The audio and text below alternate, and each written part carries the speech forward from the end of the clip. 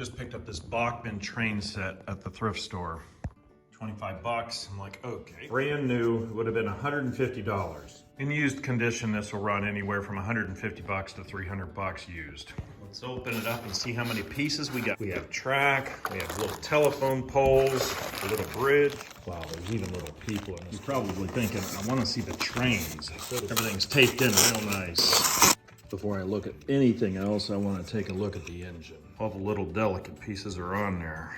Sure hope it runs. Here's the coal carrier with coal. I don't see a caboose in here.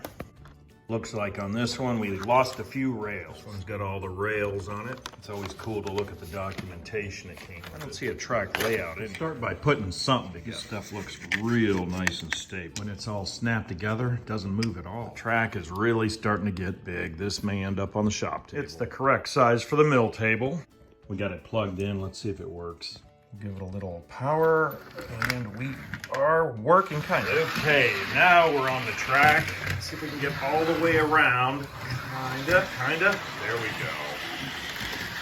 There's a few rough spots on there. It keeps jumping off the track right there. There is a lot of tweaking that goes into one of these. I'm cleaning the track with some Scotch-Brite. I've got it running pretty consistent. You can see some parts on the side are broken. I'll unplug it and straighten up the track. I'll take a file and just go right over each section where it connects. Make sure every connection is very flat. You want to make sure there's no iron filings at all left, because if the engine goes over, it'll collect all that stuff and jam up the motor. Clean every section up with a magnet. If we look at it from the top, you can see it's a little misaligned. Move it back and forth with a pair of pliers until it's straight.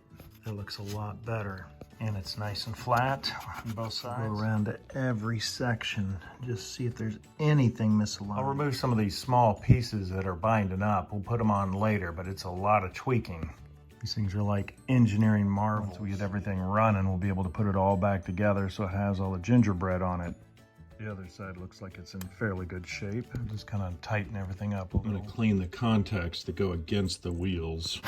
With the contacts cleaner, it's even running smoother. You want to put on a little extra weight and see how it does.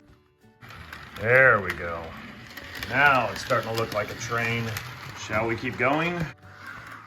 Put a little juice on. There we go.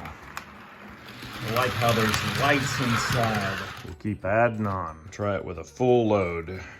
There we go. That's very cool.